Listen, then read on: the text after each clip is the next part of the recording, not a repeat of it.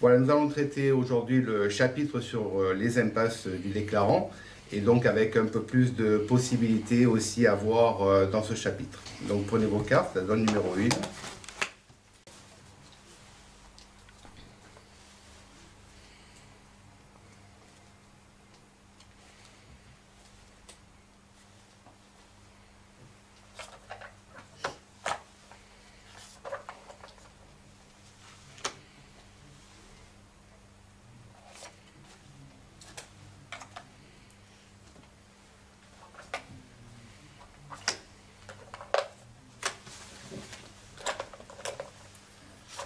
Notre plan de jeu donc ici sur l'entame de la dame de pique.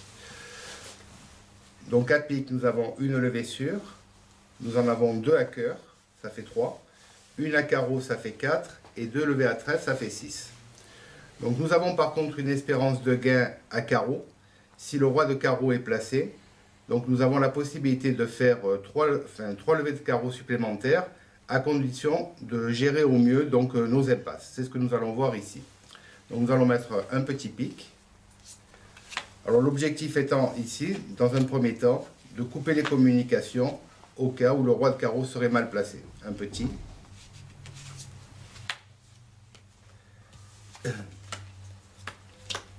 Et nous allons donc prendre le troisième tour en défaussant d'abord un petit trèfle.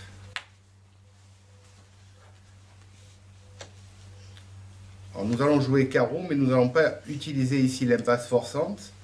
Nous allons tout simplement jouer petit vers le 10. Puis nous allons rentrer en main ici par l'as de cœur, un petit cœur. Et nous allons rejouer carreau,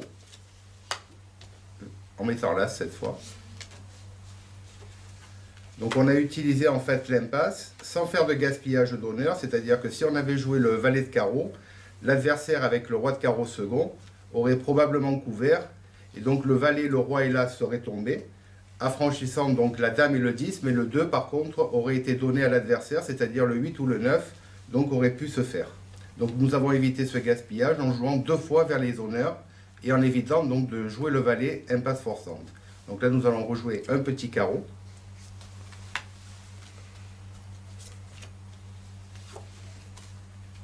Maintenant nous allons remonter par le roi de cœur.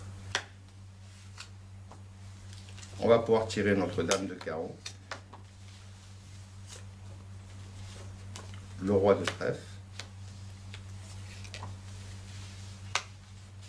un petit trèfle, et nous allons abandonner à l'adversaire les 2 dernières levées. Donc ici il fallait surtout prendre la précaution de jouer 2 fois vers les honneurs à carreau, c'est-à-dire vers as dame 10, en ne prenant pas justement le risque de jouer le valet, car si le valet est couvert, il ne faut pas oublier qu'à ce moment-là, la 4e carte risque maintenant d'être donnée à l'adversaire, c'est-à-dire vous allez affranchir à ce moment-là le 8 ou le 9 chez l'adversaire.